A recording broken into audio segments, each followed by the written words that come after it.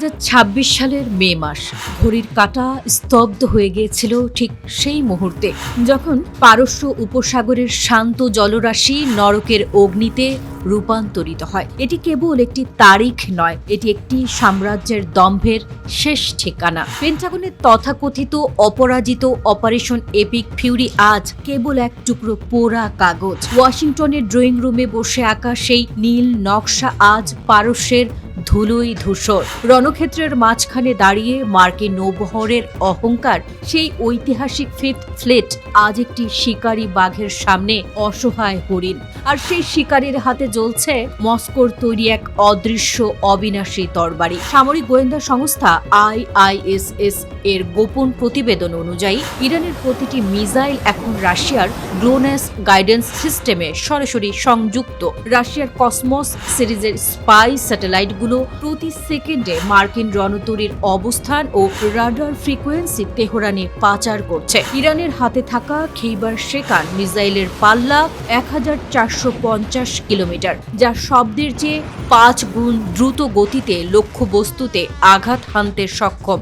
Stockholm international piece research institute এর তথ্য মতে গত 18 মাসে রাশিয়ার কারিগরি সহযোগিতায় ইরানের আকাশ প্রতিরক্ষা ব্যবস্থার সক্ষমতা 320% বৃদ্ধি পেয়েছে। রাশিয়ার দেওয়া S-400 ট্রিউম্ফ এবং ক্রাসুখা 4 ইলেকট্রনিক ওয়ারফেয়ার সিস্টেম মার্কিন ড্রোনগুলোর ডিজিটাল স্নায়ুতন্ত্রকে অকেজো করে দিচ্ছে। এটি কেবল প্রযুক্তিগত সহায়তা নয়, এটি একটি অজেয় সামরিক অক্ষশক্তির আত্মপ্রকাশ। পেন্টাগনের বাজেট অডিট রিপোর্ট অনুযায়ী ইরানের একটি মাত্র সস্তা শহীদ 136 ড্রোন, যার উৎপাদন খরচ মাত্র $20,000, তা ধ্বংস করতে আমেরিকাকে ব্যয় করতে হচ্ছে $2 মিলিয়ন মূল্যের ইন্টারসেপ্টর মিসাইল।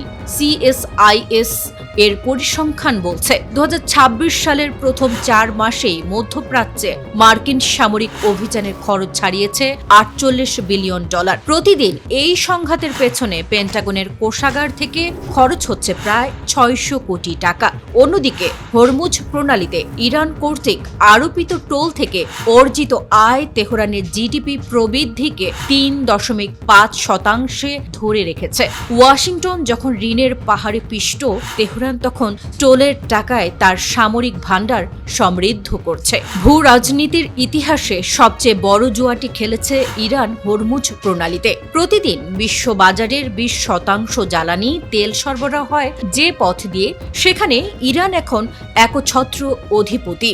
গ্লোবাল ফায়ার পাওয়ার এর তথ্য মতে ইরানের ক্ষুদ্র নৌবহর এখন পৃথিবীর সবচেয়ে বড় অপ্রতিসম নৌবাহিনী। রাশিয়ার দেওয়া GPS স্পুফিং প্রযুক্তি ব্যবহার করে ইরান এই জলপথে মার্কিন রাডারকে অন্ধ করে দিয়েছে। ফলে পেন্টাগন কোনোভাবে এই পথে নৌ চলাচল স্বাভাবিক করতে পারছে না। প্রতিটি ব্যারেল তেলের ওপর আরোপিত অদৃশ্য কর এখন ইরানের অর্থনীতির প্রাণভোমরা, যা মস্কো এবং বেইজিং এর পূর্ণ সমর্থনে পরিচালিত হচ্ছে। 2025 সালের সেই ঐতিহাসিক কৌশলগত চুক্তি আজ তেহরানকে এক অজেয় দুর্গে পরিণত করেছে। রাশিয়ার ইন্টেলিজেন্স, চীনের অর্থনৈতিক সমর্থন আর ইরানের রণকৌশল, এই ত্রয়ীর মিলন স্থলে আজ পশ্চিমের সামরিক দম্ভ চূর্ণ বিচূর্ণ। এটি কেবল একটি আঞ্চলিক সংঘাত নয়, বরং এটি আমেরিকান সেঞ্চুরির কফিনে শেষ প্যারেক। ইতিহাস সাক্ষী দেয়, যখন কোনো পরাশক্তি তার আর্থিক ও সামরিক সামর্থ্যের সীমা অতিক্রম করে লড়তে যায়, তখন তার পতন অনিবার্য হয়ে পড়ে। পারস্য উপসাগরের এই অগ্নিকাণ্ড বিশ্বকে এক নতুন মেরুকরণের দিকে নিয়ে যাচ্ছে, যেখানে ওয়াশিংটনের কোনো কমান্ড আর কার্যকর হবে না। অন্ধকার ঘনিয়ে আসছে সেই সাম্রাজ্যের ওপর, যারা একসময় পৃথিবীকে নিজের সম্পত্তি মনে করত।